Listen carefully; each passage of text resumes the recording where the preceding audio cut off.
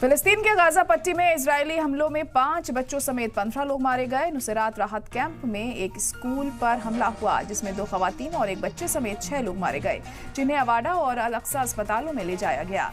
Central Gaza में हुए जारहाना हमले के बाद लोग मलबे में मुतासरीन और जिंदा बचे हुए लोगों की तलाश कर रहे थे।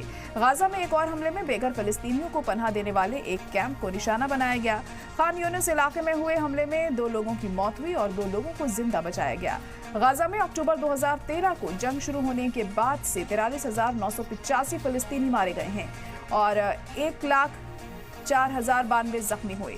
फिलिस्तीनी रेड क्रिसेंट के मुताबिक इजरायली आर्मी के ऑपरेशन के दौरान एक शख्स की मौत हो गई। वहीं नॉर्थ इजराइल में एक किंडरगार्टन के आसपास इलाके में लेबनान से एक रॉकेट इमारत के पास आकर गिरा, जिससे नुकसान तो हुआ लेकिन कोई जख्मी नहीं हुआ। इजरायली आर्मी ने कहा कि 71 साल के एक शख्स समेत 2 और फौजी बंदूक की लड़ाई के दौरान मारे गए।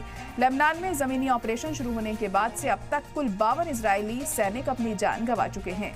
7 अक्टूबर 2023 को इजराइल पर हुए हमलों में कुल 802 IDF सैनिक मारे गए हैं, जबकि जंग की शुरुआत से अब तक 5,399 सैनिक जख्मी हुए हैं।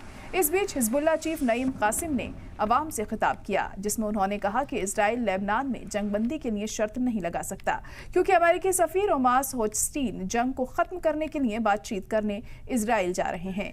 उन्होंने ये भी ऐलान किया कि बैरूत पर हाल ही में हुए जारहाना इजरायली हमलों का जवाब सेंट्रल तेल अवीव में दिया जाएगा, जो इजराइल की घनी आबादी वाला शहर है। दूसरी तरफ इजराइल के वजीर खारजा गिदोन सार ने कहा कि किसी भी जंगबंदी मुआहिदे से ये तय होना चाहिए कि इजराइल के पास अभी भी हिजबुल्लाह के खिलाफ कार्रवाई करने की आज़ादी है।